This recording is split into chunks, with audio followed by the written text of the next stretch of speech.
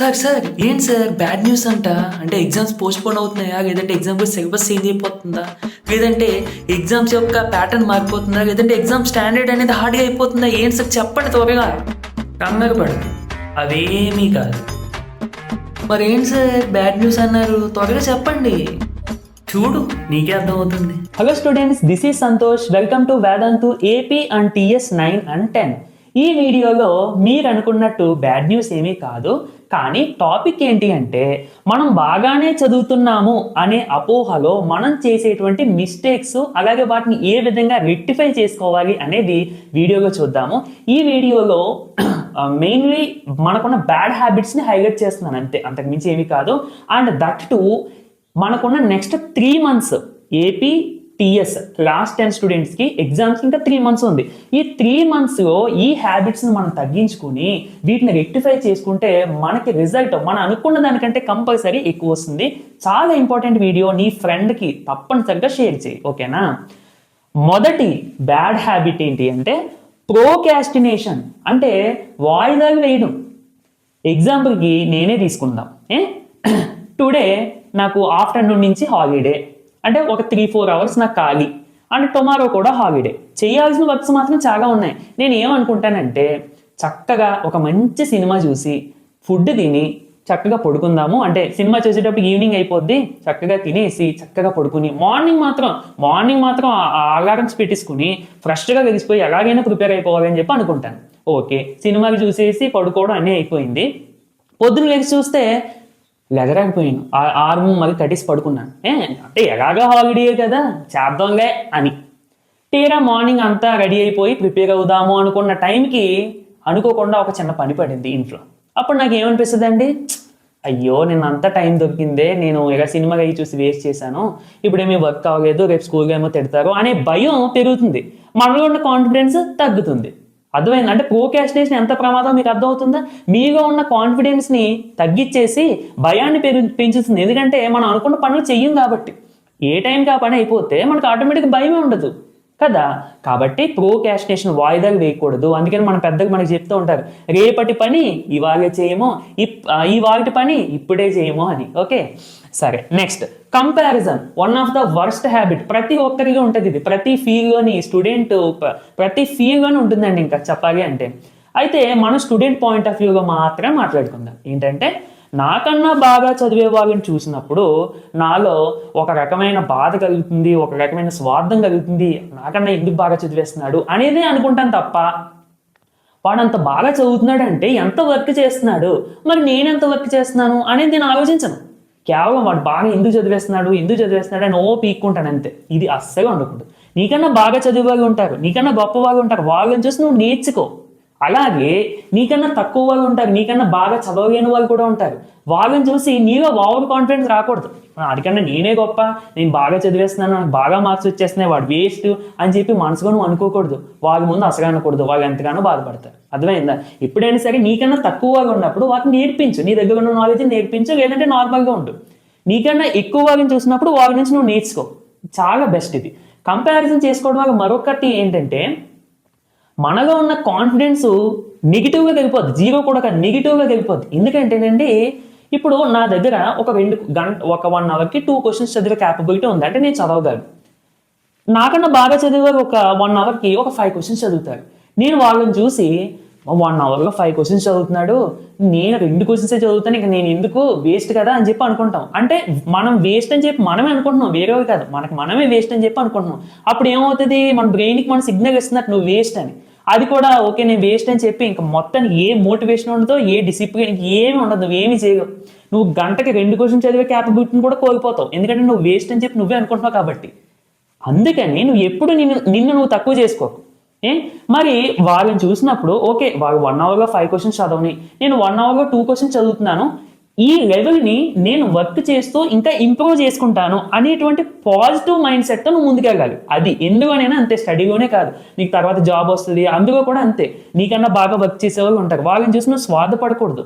నేను నా వర్క్ని, నా హ్యాబిట్స్ని పాజిటివ్గా ఇంప్రూవ్ చేసుకోవాలి అంతే. ఓకేనా? సరే, ఇక థర్డ్ పాయింట్ ఓవర్ థింకింగ్ అండి. మోస్ట్లీ చాలా మంది స్టూడెంట్స్ ఇది అంటే ఇవన్నీ కూడా మ్యాక్సిమం స్టూడెంట్స్కి ఉండేటువంటి habits including me also. Okay, సరే. ఓవర్ థింకింగ్ అంటే ఏంటంటే పేరులోనే ఉంది ఇది, ఓవర్ లిమిట్కి మించి, చాలా మించి థింక్ చేయడం. ఓకే, అంటే ఎగ్జాంపుల్ చెప్తాను చూడండి. ఎగ్జాంపుల్స్ అయితే మీకు బాగా అర్థం అవుతాయి కదా. రేపు మ్యాథ్ ఎగ్జామ్ ఏదో ఉంది, లేదంటే ఒక 1 వీక్లో ఉందని అనుకుందాం.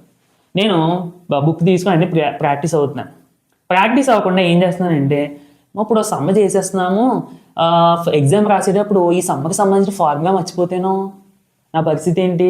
ఒకవేళ సమ్ అంతా చేశాను, లాస్ట్లో ఈ స్టెప్ మర్చిపోతేనో, లేదంటే ఈ కాన్సెప్ట్ మర్చిపోతేనో, కొన్ని సమ్ అంతా రాసినా కానీ టీచర్ కరెక్షన్ చేసేటప్పుడు సరిగ్గా కరెక్షన్ చేయకపోతేనో నా మార్క్స్ పోతాయి. నా మార్క్స్ పోతే పేరెంట్స్ తిడతారు, పేరెంట్స్ తిడితే నేను ఇంక మళ్ళీ చదవగానే.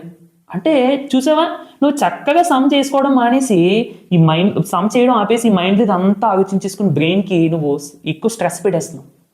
ఏమి ఆలోచించుకో, ప్రజెంట్లోనే ఉండు. ప్రజెంట్లో నువ్వు చేస్తున్నావా, చేసుకో, కాన్ఫిడెన్స్గా చేసుకో. ఒక సమ్ చేస్తున్నావు, ఓకే చేశాను, ఫార్ములా చదువుకున్నావు, చక్కగా చేసావు, ఓకే గుడ్. మళ్ళీ ఎగ్జామ్స్ టైంలో రివైజ్ చేసుకో. నువ్వు మర్చిపోతానని చెప్పి నువ్వు ఎందుకు అనుకుంటున్నావు? మర్చిపోవు. నువ్వు ప్రాక్టీస్ చెయ్యి, పర్ఫెక్ట్గా ప్రాక్టీస్ చెయ్యి, ప్లాన్ చేసుకుని పర్ఫెక్ట్గా ప్రాక్టీస్ చెయ్యి, మళ్ళీ రివైజ్ చెయ్యి ఎగ్జామ్స్ ముందు. ఎందుకు మర్చిపోతావు? మర్చిపోవు. అందరూ నీకు అంటోగా. గుర్తించుకోండి, మనం అందరం ఒకటే. కాకపోతే మనలో ఉన్న హ్యాబిట్స్ బట్టి మనం సర్వైవ్ అవుతాం అన్నమాట. అదవుతుందా? సో కాబట్టి ఎందులోని కూడా ఓవర్గా థింక్ చేయవద్దు. నాట్ ఓన్లీ స్టడీస్, మన ఇంట్లో కానీ ఎందుకన్నా ఎక్కడైనా చిన్న చిన్న పనుల వల్ల మనకి బాధ కలిగించేవి జరుగుతాయి, ఆనందాన్ని కలిగించేవి జరుగుతాయి. బాధ కలిగించేవి జరిగినప్పుడే మనం బాగా ఓవర్గా థింక్ చేస్తాం. ఇలా అయితే పరిస్థితి ఏంటి, అలా అయితే నా పరిస్థితి ఏంటి, అది ఇది అని చెప్పి బాగా థింక్ చేసేస్తాం. అంటే లిమిట్కి మించి థింక్ చేస్తాం అన్నమాట. అంతే, అంతకు మించి ఏం లేదు. దానివల్ల ఏంటంటే మనలో ఉన్న హ్యాపీనెస్ మొత్తం పోతుంది, మనలో ఉన్న కాన్ఫిడెన్స్ మొత్తం పోతుంది. ఓకేనా? ఇది అస్సగా మన మైండ్లోకి రానివ్వకూడదు. మరి థాట్స్ మాకు వస్తూనే ఉంటున్నాయి. ఇప్పుడు మేమంటే అదేమి మనిషి కాదు కదా వద్దంటే వెళ్ళిపోవడానికి. థాట్స్ వస్తూనే ఉంటున్నాయంటే వాటిని పట్టించుకోకు. సింపుల్, వాటిని పట్టించుకోక ఆపడానికి ట్రై చేయకు. ఇది నాకు రాకూడదు ఇలా ఏమీ కాదు. నువ్వు వాటిని పట్టించుకోకుండా, ఇప్పుడు ప్రెజెంట్ నేనే తీసుకుంటున్నాను, నేను ఏదో వీడియో చేస్తాను, నాకు ఏదో ఒక బ్యాడ్ థింకింగ్ వచ్చినప్పుడు నేను ఆ థింకింగ్ ఆలోచించాను అనుకోండి, వీడియో నేను ఇక పర్ఫెక్ట్గా చేయలేను. అలాగే మీరు కూడా చదువుతున్నప్పుడు చాలా థాట్స్ వస్తాయి. అక్కడికి వెళ్ళగాని, ఇక్కడికి వెళ్ళగాని, అది చేయగాని, ఇది చేయగాని, పడుకోవాలని, ఆడుకోవాలని అన్నీ వస్తాయి. ఎన్ని వచ్చినా నీ పని ఏంటి? ప్రాక్టీస్ చేయడం. దాని మీద దృష్టి పెట్టు, ఆటోమేటిక్గా ఎన్ని పోతాయి. ఓకేనా? సరే. Next, careless about exams. చాలామంది స్టూడెంట్స్ కూడా అండి ఇది ఉంటుంది. అంటే ఏముందిగా రాద్దాం, పర్లేదు, ఏం అవుదాం, రేపు ఎగ్జామ్ ఉంటే ఇవాళ ముందుగా చదివేసుకుందాం, ఏం అవుదాం అని చెప్పి అనుకుంటూ ఉంటారు. బట్ అలా ఎప్పుడు అనుకోకూడదండి. మీకు ఉన్న టైం ఇంకా 3 months ఉంది. ఈ 3 monthsని కూడా మీరు బాగా యూటిలైజ్ చేసుకొని, మీరు ఆల్రెడీ ఇప్పటివరకు చదివారు, సో ఆ కాన్సెప్ట్ని బాగా రివైజ్ చేసుకుంటూ, ప్రీవియస్ ఇయర్ క్వశ్చన్స్ చేసుకుంటూ, యూట్యూబ్లో మన వేదాంతు ఛానల్లో సెషన్స్ ఇవన్నిటిని మీరు అబ్జర్వ్ మీన్స్ కండక్ట్ చేస్తారు కదండి, ప్రతిరోజు ఉంటాయి లైవ్ సెషన్స్. వీటిని అన్నింటినీ చూడడం వల్ల మీకు బాగా రివిజన్ అవుతాయి. మళ్ళీ క్విజెస్ కండక్ట్ చేస్తారు, ఇంకా చాలా ఉంటాయి. ఇవన్నీ మీరు చేసుకుంటూ పర్ఫెక్ట్గా ఎగ్జామ్స్ దగ్గరికి వెళ్ళేటప్పటికి మీరు ఈజీగా రాయగలుగుతారు అన్నమాట. అదవుతుందా? కేర్లెస్గా మాత్రం ఉండొద్దు. పర్లేదుగా తర్వాత చూసుకుందాం అంటే ప్రోకాస్టినేషన్లో చెప్పినట్టు కేర్లెస్గా కూడా ఉండకూడదు. అస్సలు సీరియస్గా ప్లాన్ చేసుకోవాలి, దాన్ని ఎగ్జిక్యూట్ చేయాలి. Next, no planning. అంటే ప్రిపేర్ అవడం వేరు, ప్లాన్ చేసుకుని ప్రిపేర్ అవడం వేరు. అదవుతుందా? అంటే ప్రిపేర్ అవడం అంటే రెండింటికి డిఫరెన్స్ చెప్తాను చూడండి. ఇప్పుడు నేను మ్యాథమెటిక్స్ చేద్దామని అనుకున్నాను, స్టార్ట్ చేశాను, బుక్ ఓపెన్ చేశాను, టెక్స్ట్ బుక్, నోట్స్ అన్నీ పక్కన పెట్టుకున్నాను. ఏ చాప్టర్ చేద్దాం అని చెప్పి పాలినామియల్స్ చేద్దాం, ఈజీగా ఉంటుంది కదా అని చెప్పి చేయడం, లేదంటే పాలినామియల్స్ వద్దు ప్రాబబిలిటీ చేద్దాం, ఇది బాగుంటుంది కదా అని చెప్పి ఇచ్చేయడం. ఇలా కాదు, 14 చాప్టర్స్ ఉన్నాయా? ఈ 14 చాప్టర్స్లో హై వెయిటేజ్ చాప్టర్స్ ఏంటో చూసుకో. అంటే 8 మార్క్ క్వశ్చన్స్ దేని నుండి వస్తున్నాయి, 4 మార్క్ క్వశ్చన్స్ దేని నుండి వస్తున్నాయి అని నువ్వు ఫస్ట్ అబ్జర్వ్ చేయి. నీకు కొన్ని చాప్టర్స్ కనిపిస్తాయి, ఫస్ట్ అవి చెయ్యి. ఆ తర్వాత అలాగా లెవెల్ తగ్గించుకుంటూ 8, 4, 2, 1, అది తెలంగాణ వాళ్ళకి అయితే 6, 4, 2, 1 అలా ప్లాన్ చేసుకొని చదివావు అనుకో, నువ్వు తక్కువ టైం చదివినా కానీ నీ స్కోర్ అనేది ఎక్కువ ఉంటుంది. నువ్వు అలా కాకుండా ర్యాండమ్గా టైం దొరికింది కదా ఏదో ఒకటి చదువుదాం, ఏదో ఒకటి చేద్దాం అని చెప్పి ప్లాన్ రాకుండా కానీ ప్రిపేర్ అయ్యామంటే ఏ సబ్జెక్ట్ అయినా కానీ దానివల్ల ఉపయోగం ఉండదు. ఓకేనండి? సో ఇవి మనకి ద 5 బ్యాడ్ హ్యాబిట్స్ అన్నట్టు.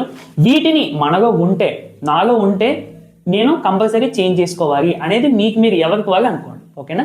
వీడియో నచ్చితే తప్పకుండా లైక్ చేయండి, మీ ఫ్రెండ్స్ అందరికీ కూడా షేర్ చేయండి.